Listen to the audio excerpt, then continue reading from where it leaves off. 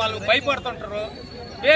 నమస్తే, welcome to Telugu రాజ్యం. అంతరిక్షంలో చిక్కుకుపోయి ఉండిపోయినటువంటి వ్యోమగాములు సునీత విలియమ్స్, బుచ్ విల్మోర్ భూమిపైకి తిరిగి రాబోతున్నారు. నాసా చెబుతున్న దాని ప్రకారం చూస్తే వాళ్ళు భూమి మీదకు ఈ నెల 19వ తేదీన తిరిగి రావచ్చని స్పష్టం చేస్తున్నారు.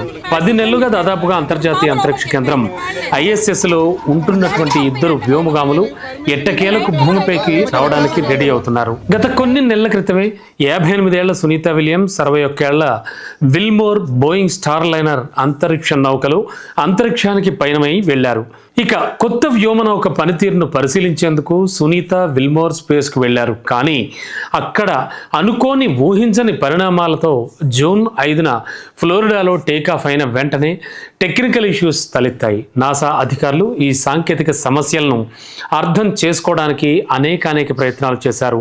దానికి చాలా సమయం వెచ్చించారు. కానీ ఫలితం మాత్రం శూన్యం. ఇక చేసేదేం లేక ఈ వ్యోమగాములను అంతరిక్ష నౌకలోనే వదిలేసి స్టార్ లైనర్ సెప్టెంబర్ 7th 2024న భూమిపైకి తిరిగి వచ్చేసింది. ఇక ఈ సిచ్యువేషన్స్లో ఈ ఇద్దరు వ్యోమగాములు ఎప్పుడు కిందకు వస్తారు అనేటువంటి విషయంపై పలు తర్జన భర్జనలు అలాగే పలు ప్రయోగాలు జరిగాయి. అయితే ఈ ఇద్దరు వ్యోమగాములను తీసుకురావడం ప్రమాదకరమని కూడా అప్పుడున్న పరిస్థితుల్లో నాసా భావించింది. ఇక తర్వాత విల్మోర్, సునీత విలియమ్స్ ఇద్దరు కూడా అంతరిక్ష కేంద్రంలోనే అంటే అంతరిక్షంలోనే ఉండిపోవాల్సి వచ్చింది.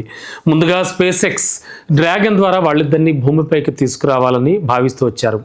అమెరికా అధ్యక్షుడు డొనాల్డ్ ట్రంప్ వీళ్ళని వెనక్కి తీసుకొచ్చే బాధ్యతను స్పేస్ ఎక్స్ అధినేత ఎలన్ మస్క్కు అప్పగించారు. ఇక నాసా చెప్తున్న దాని ప్రకారం చూస్తే సునీత విల్మోర్ ఈ నెల 19వ తేదీన భూమిపైకి తిరిగి రావచ్చు. అయితే వారు వచ్చే సమయం కూడా నిర్ధారించబడింది.